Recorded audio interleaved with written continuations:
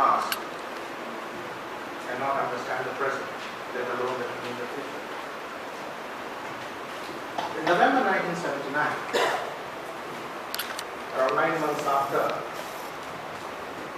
the Islamic Revolution took place in Iran, the architect of that revolution, Jawaharlal, called America the Great Satan. Why did he use that term? He was pointing to the record of America of having supported a despotic and corrupt Shah, Reza Pahlavi, who was removed, the revolution removed him, and America in 1953 had also removed the democratically elected government of Muhammad Mossadegh. So it never allowed the democracy to grow. The first time the democracy was coming to Iran in the form of Islamic democracy. In 1979, it was a message sent to America that would not interfere in the affairs of Iran any further. So even though Ayatollah Khamenei used the term lesser Satan for Soviet Union, little Satan for Israel, but for America, the choicest abuse was reserved, the great Satan, the SHAYTAAN-E-BOZORG. So let me come to the present day. America's involvement in the Middle East doesn't come to an end. And you know that the US invasion of Iran had created two things: invasion and subsequent occupation. One, it created political and social instability in Iran, something that was unheard of during the Saddam years. I mean, it created sectarian war. We had militant organizations of Sunnis and Shias coming, Shia organizations like the Mahdi Army, and Sunni organizations of the Baath rebels. All of them were coming to something that was during the Saddam years no one could ever imagine. Saddam would unleash his cousin Chemical Ali on them if anyone would do anything of that sort. So, and the second thing is that the constitutional arrangement of Iraq, even though it was inspired by the United States, it put in Iraq the majority Shia population. People like former Prime Minister Nouri al-Maliki, who refused to be stooges of America. Why did they refuse to be stooges of America? Because these people had spent long years in Iran, they were trained by the Ayatollahs, and they were trained in politics actually by the government in Iran, the Islamic Republic of Iran. So Iran came to have an unprecedented influence in Iraq. This was an unintended consequence of the American invasion. Something that America could not avoid, but something that America never wanted, but then they could not avoid. For example, I will give you the name of a particular organization which is Iraqi but based in Iran, the Supreme Council for the Islamic Revolution in Iraq. And it has a militant wing known as the Badr Brigade. Now, we all know that the Badr Brigade came to have influence in the government by entering the police, by entering the army, by entering the Interior Ministry, but something that misses our eye is that the United States was taking help from this Iran-trained Badr Brigade to deal with the former Baath regime supporters. Who are you fooling? You are trying to isolate Iran in the world and taking help from the Iran-trained Badr Brigade to defeat the remnants of the Baath party. So we look at, the latest American, blundering its way in the Middle East with regard to the ISIS. Iran says, the leadership says that the ISIS was actually a creation of the United States. And the ISIS was created to keep the Muslim world divided. And even Vice President Nouri al-Maliki, the former Prime Minister, has said America needs a pretext to be present in Iraq, and this ISIS is that pretext. So what Iran has done is very practically, it has not got involved in the conflict directly, because to remind you, Iran is the sole symbol of Shia sovereignty in the world. So its involvement in the conflict would make the conflict Shia-Sunni, which the Supreme Leader says that is the intention of America to show the world. So Iran has kept off.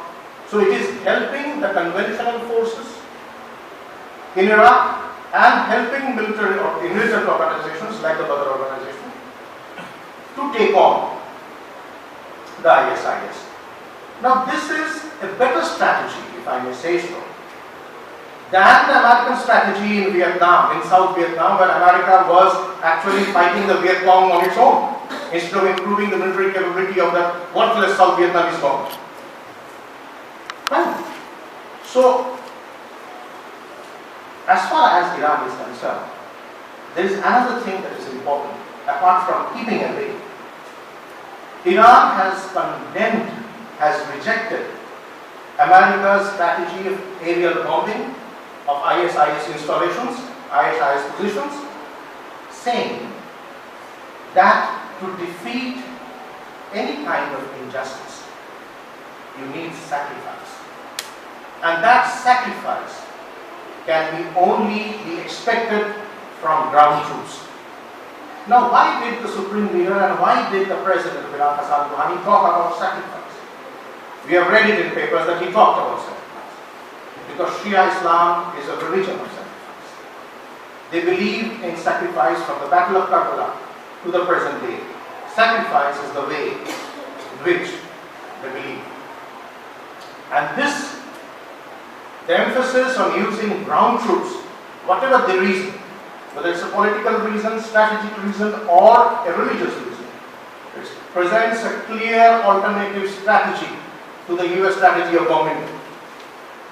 So, Iran says that America has no understanding of historical and present realities. That is why its approach is ridiculously short-sighted. It doesn't know anything. What approach will it take? And not only short-sighted, it is opportunistic as well. But I think that America now understands the difference between, at one point of time it used to accuse Iran of terrorism. Now I think it hopes, I hope it understands the difference between terrorist organizations like the ISIS and the Islamic Republic like Iran. But then, even though there is no question of a joint operation by America and Iran against the ISIS, but America cannot afford to antagonize Iran in any way. So that has put Iraq in a very peculiar situation. It is being helped both by the United States and by Iran, who cannot stand each other. Fine. Now, America can do one thing. If it cannot win that war against ISIS, and not winning is not new to America. It has already lost in the Vietnam, it had lost in Iraq, and it has withdrawn from Iraq. It has, God knows what will happen to Afghanistan. But then, it can do two things. One, that it can build a Sunni consensus against the ISIS. But going by America's record, no Muslim country, and most Muslim countries are Sunni, no one likes America. So this is improbable. The second is, it can prevent the Shiite holy sites of Najaf and Karbala.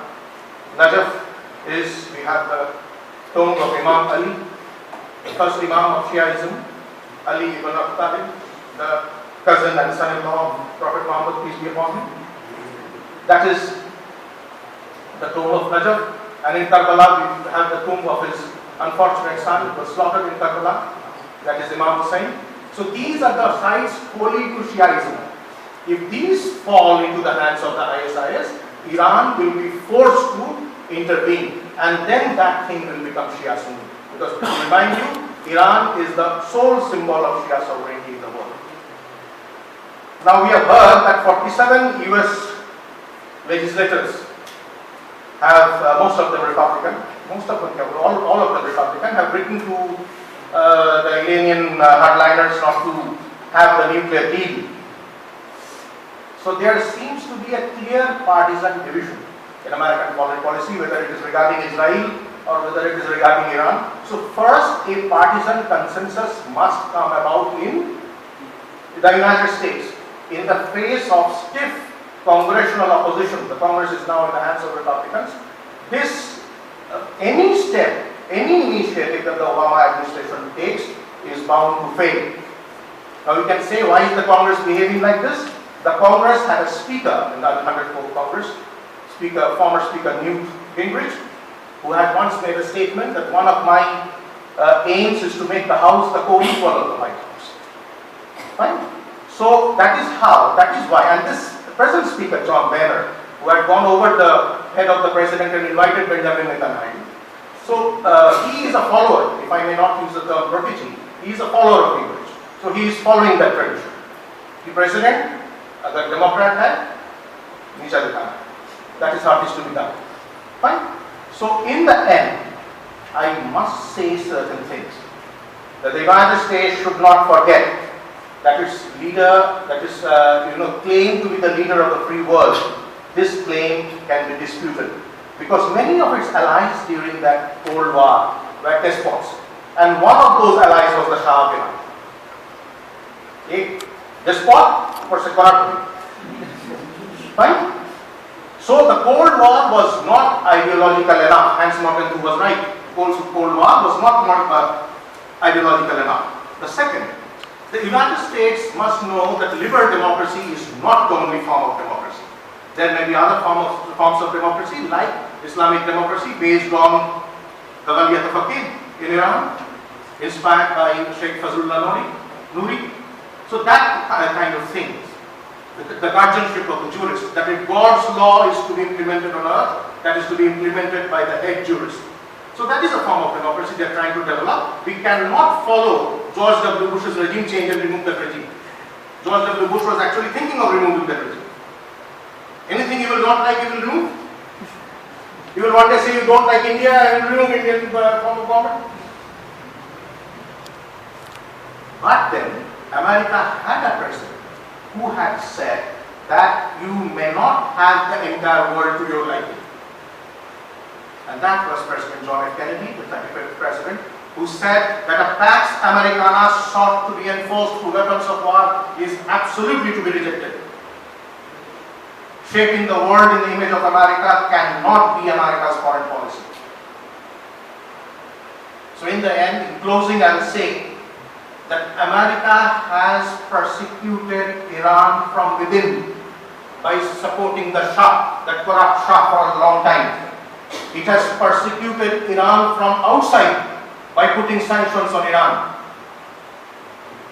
And this nuclear deal, and the president was appealing to the Iranian people. The president of the United States was appealing to the Iranian people, saying that you should have the leaders to have the deal, as if he is doing a favor. America should remember that it is not a favor that it is doing to Iran. It is actually atoning for its sins of persecuting Iran all these years by giving a nuclear deal. Thank you for listening. Allah.